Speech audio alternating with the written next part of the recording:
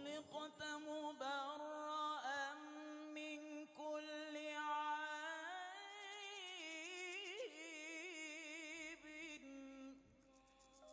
Sidang pelajar rahmati Allah sekalian, pada kali ini kita akan mengambil sedikit pendekatan, menyampaikan sedikit maklumat secara ringkas, memandangkan ruang masa yang tidak begitu panjang.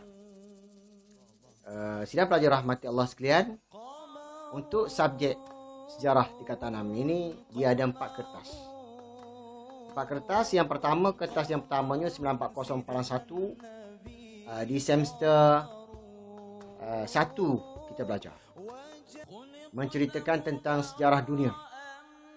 Sejarah dunia, dan pelajar yang berminat sudah tentu dapat menggali bagaimana berlakunya sejarah dunia kita ini mengikut apa yang telah ditetapkan oleh KPM.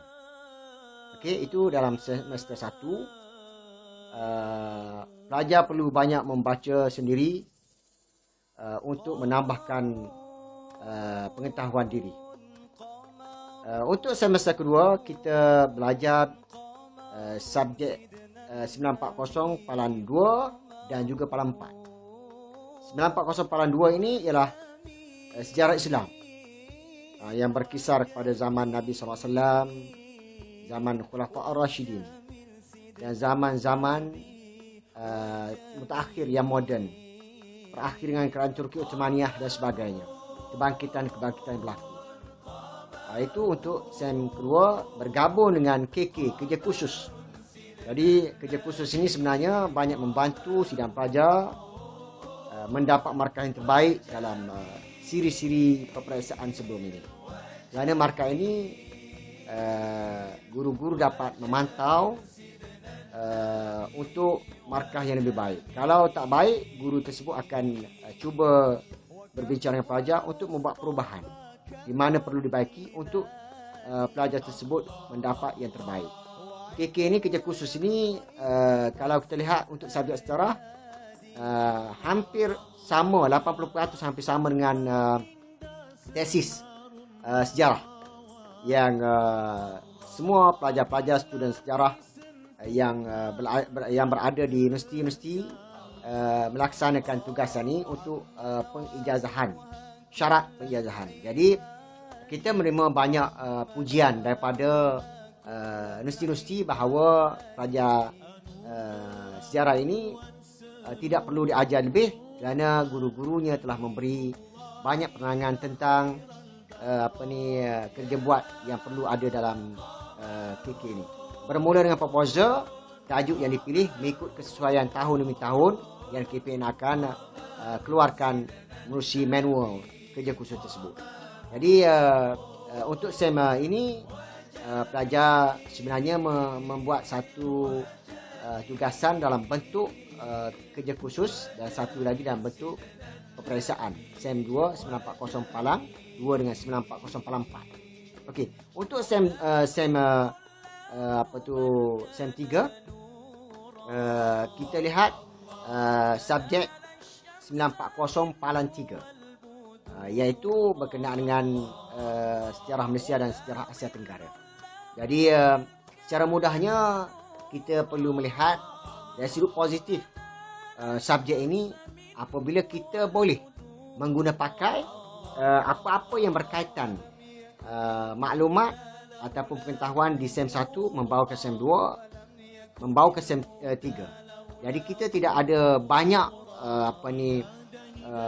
perubahan dari segi menjawab. Kenapa? Kerana kita jawapan kita dalam bentuk esei. Cuma pelajar-pelajar yang rajin membaca sudah tentu dapat satu benda yang lebih baik berbanding dengan pelajar yang kurang berminat membaca. Satu perkara lagi, untuk subjek ini pelajar-pelajar perlu akur dengan kehendak guru. Kerana guru yang banyak membantu dari segi dorongan. Jadi kalau kalian suka buat sendiri tugasan-tugasan itu ataupun buat perangai sendiri, maka sudah tentu pointer yang kalian dapat tidak sebaik mana.